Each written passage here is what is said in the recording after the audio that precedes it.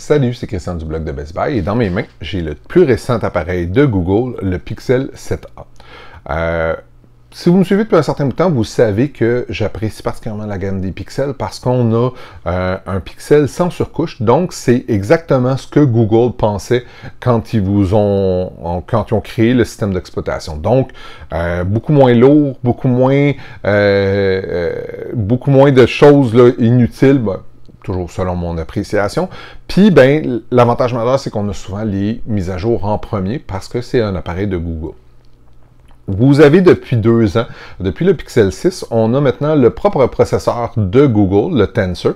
Dans ce cas présent-ci, on a le même processeur que le Google 7, ce qui est à dire le processeur Tensor G2. Très fonctionnel, très efficace. Peut-être pas l'équivalent d'un Snapdragon les plus récents, mais c'est quand même très fonctionnel. La majorité des gens, si vous ne jouez pas à des jeux super incroyables, vous ne verrez même pas de différence pour vrai. Par rapport à la grosseur, le 7 est 6.3 pouces, tandis que lui est 6.1 pouces.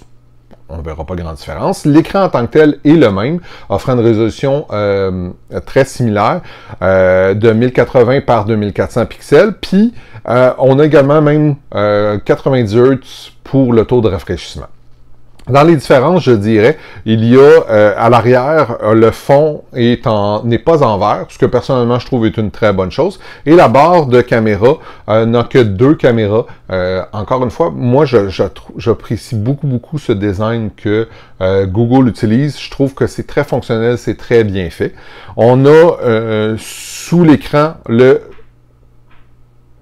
lecteur d'empreintes qui fonctionne assez bien, même si là, ça n'a pas bien fonctionné, mais c'est juste, je te peut-être un diagonal un petit peu, là, ça fonctionne assez bien. Puis on peut avoir aussi la reconnaissance faciale, comme les produits Apple. Ben, en fait, le plus drôle, c'est qu'Android le faisait avant Apple, même si eux autres l'ont comme plus popularisé.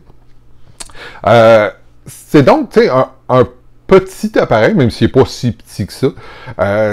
Les grosses différences, je dirais, c'est comme je disais, surtout la caméra. On a ici, on a la possibilité de faire des vidéos 4K à 60 images par seconde. On a quand même 2 appareils super intéressants. On a le premier à 64 mégapixels et le second à 13 mégapixels pour le super large.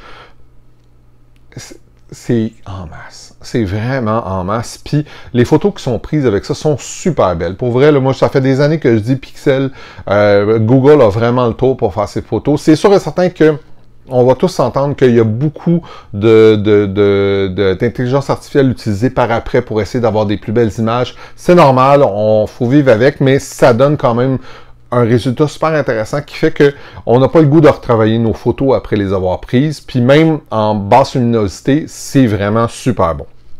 Pour ce qui est de la pile, on a une pile de 4385 mAh qui est un petit peu plus grosse que celle du Pixel 7. On n'a aucune misère à faire une journée complète et même plus avec un appareil du genre. C'est sûr que moi je trouve ça quand même toujours un peu dur à calculer comment qu'on peut faire de temps parce que ça dépend de qu'est-ce que vous faites. Vous faites beaucoup de vidéos, vérifiez beaucoup. Il y a des applications genre Facebook qui vont consommer énormément de votre pile, mais tout ça pour dire que sans difficulté, vous arriverez à faire votre journée, puis vous n'aurez pas un 5% à la fin de la journée, là, 15, 10, 15, 20% en général, là, sans difficulté. Pour vrai, dans le passé, les appareils de la gamme A étaient toujours plutôt moyens, fonctionnels, mais peu dispendieux. Celui-là, il a tendance à changer la donne un petit peu. Je me vois mal comment quelqu'un même pourrait presque prendre le 7 versus le 7A en ce moment parce que il fait pratiquement tout. Il y a quelques fonctionnalités qui sont non présentes, mais honnêtement, là, je veux dire, si vous voulez un téléphone fonctionnel à un prix intéressant, celui-là est définitivement sur votre liste. Puis, il y a des beaux avantages comme vous voyez que Google offre aussi quand même un très beau boîtier là, qui vous permet de le protéger, qui est en caoutchouc là, que j'aime vraiment beaucoup, puis qui donne une très bonne prise à votre appareil. Comme d'habitude, moi je trouve que Google frappe encore fort avec un produit qui est de qualité, avec des bonnes spécifications, qui n'est pas trop dispendieux.